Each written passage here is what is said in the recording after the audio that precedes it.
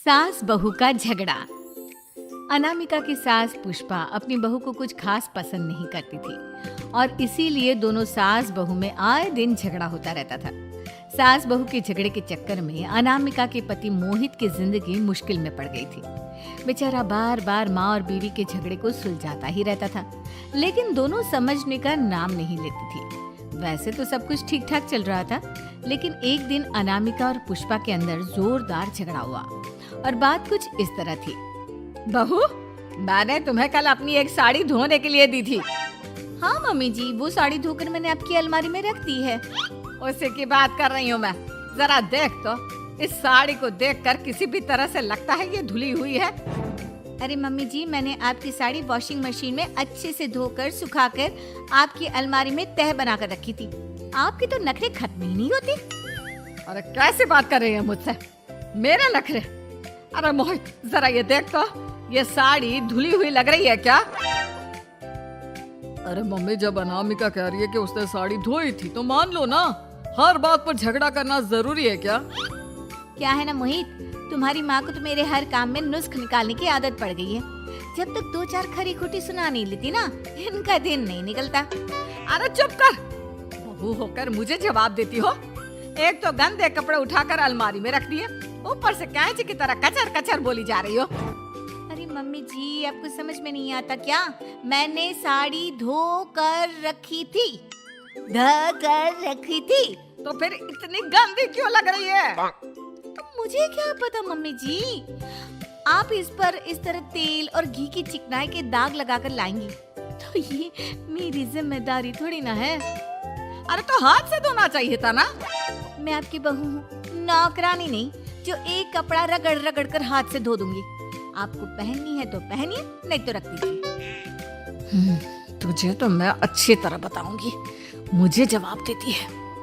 एक दिन सुबह के वक्त, अरे अनामिका, मेरी व्हाइट शर्ट कहाँ है? आज ऑफिस में बहुत बड़ा प्रेजेंटेशन है और मुझे वो व्हाइट शर्ट पहन कर जाना है। मुझे पता है, आपने मुझे 2 दिन पहले ही बता दिया था और आपकी शर्ट मैंने धोकर अच्छी तरह आयरन करके अलमारी में लगा दी है। जाइए वहां से ले लीजिए। अनामिका, ये तुमने क्या किया? ये देखो, शर्ट पर लिपस्टिक का दाग लगा हुआ है और ये तो एक जगह से जल भी गई है। नहीं नहीं मोहित, ऐसा नहीं हो सकता। मैंने तो तुम्हारी शर्ट ठीक से इस्त्री करके अलमारी में लगाई थी। तो फिर ये जल कैसे गई? अपने आप अलमारी में लटके लटके थोड़ी ना जल जाएगी। पर मोहित, मुझे अच्छी तरह याद है। देखो, अपनी गलती को छुपाने की कोशिश मत करो, और अगर शर्ट जल भी गई थी तो तुम्हें पहले बताना चाहिए था ना। मैं नई शर्ट लेकर आ जाता। अब ऐन वक्त पर शर्ट कहाँ से लेकर आऊं? मेरा इतना इम्पोर्टेंट प्रेजेंटेशन था, सब खराब हो जाएगा। अरे बेटा, क्यों परेशान होता है? ये देख, मैंने तेरे लिए पहले से ही एक नई व्हाइट शर्ट ला कर रखी है। लेकिन मम्मी, आप मेरे लिए व्हाइट शर्ट क्यों लेकर आई? अरे मुझे पता था तेरा प्रेजेंटेशन होने वाला है, और अपनी इस बहू पर तो मुझे बिल्कुल भी भरोसा नहीं। क्या पता मेरी साड़ी की तरह तेरी शर्ट भी गंदी करके रख देती। और देख, वही हुआ ना। बेटा, सारी टेंशन छोड़ और ये नई शर्ट पहन कर जा। थैंक यू मम्मी, आज तो आपने बचा लिया मुझे। कुछ दिनों के बाद, अरे अनामिका, जानती हो, ऑफिस में मेरा जो दोस्त है ना, अमर, आज उसका बर्थडे है और उसे तुम्हारे हाथ का चॉकलेट केक बहुत पसंद है। थोड़ा सा बनाकर टिफिन में रख दो ना प्लीज। हाँ हाँ, क्यों नहीं। मैं बहुत अच्छा केक बनाकर आपके दोस्त के लिए रख दूंगी। तुम्हारे हाथ का खाना खाकर तो वैसे ही मेरे ऑफिस के सारे लोग इतनी तारीफ करते हैं, क्या बताऊं। प्लीज एक अच्छा सा केक और बना दो, मेरी तो ऑफिस में शान बढ़ जाएगी। अनामिका केक बनाने के लिए रख देती है। पुष्पा चुपचाप जाकर उस पर ढेर सारा नमक डाल देती है।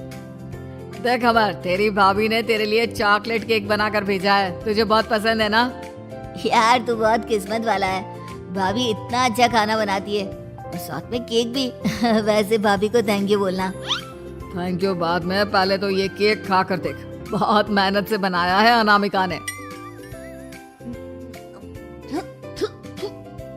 अरे यार, इस केक में तो बहुत सारा नमक है।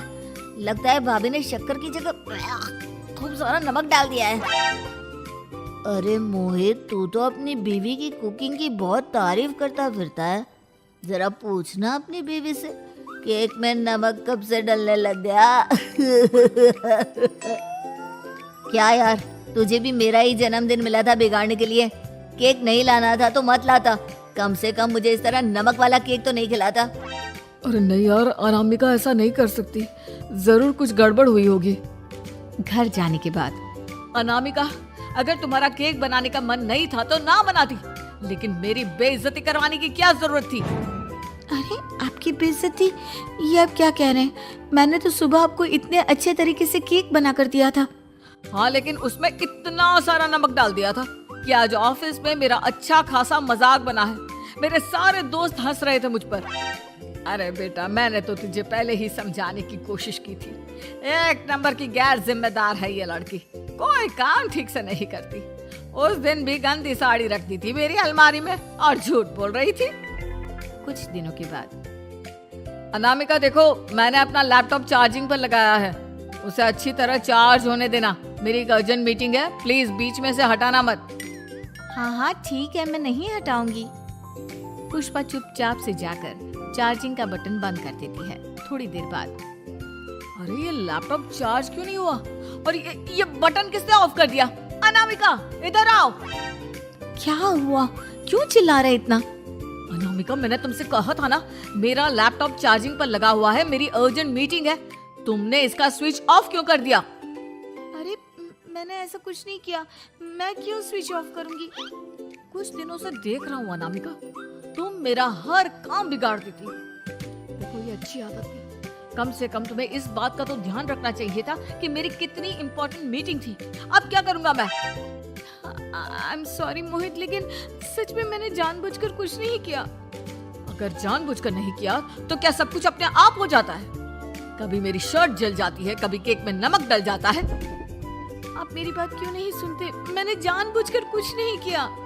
फिर से वही बात। अरे कितनी बार तुम्हें समझा चुका हूँ, इस तरह मेरा काम बार बार मत बिगाड़ा करो। तुम जानती हो मुझे कितनी प्रॉब्लम होती है। ऑफिस में तो पहले ही बेइज्जती करा चुकी हो, और अब ये मीटिंग, ये भी मेरे हाथ से निकल गई। अनामिका की समझ में कुछ नहीं आता कि आखिर उसके साथ ये सब क्या हो रहा था और क्यों हो रहा था।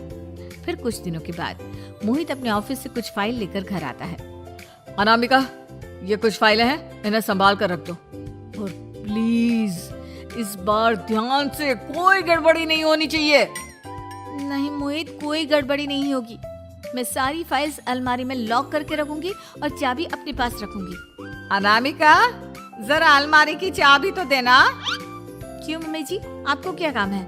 उसमें मोहित की जरूरी फाइल रखी है और मैं नहीं चाहती कि इस बार कोई भी गड़बड़ हो। पता नहीं कुछ दिनों से हर काम खराब हो जाता है।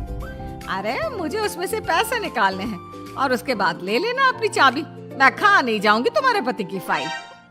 अनामिका को अपनी सास पर शक होता है।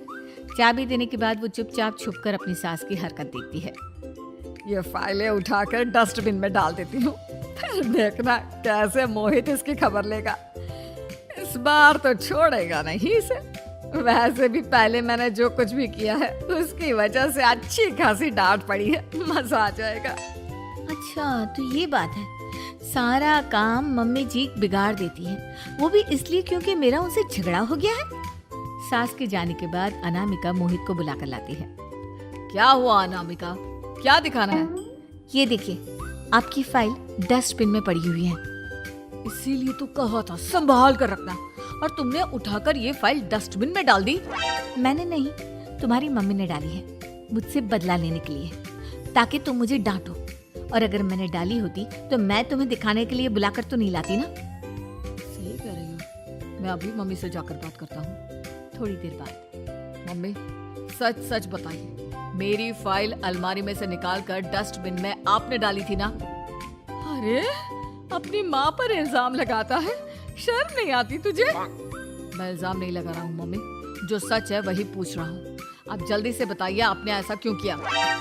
अरे तो क्या करती, तेरी बीवी मुझसे झगड़ा करती है, उल्टे सीधे जवाब देती है, मुझे उससे बदला लेना था। अरे मम्मी, लेकिन आप दोनों के झगड़े के चक्कर में मेरा कितना नुकसान हुआ है, ये कभी सोचा आपने?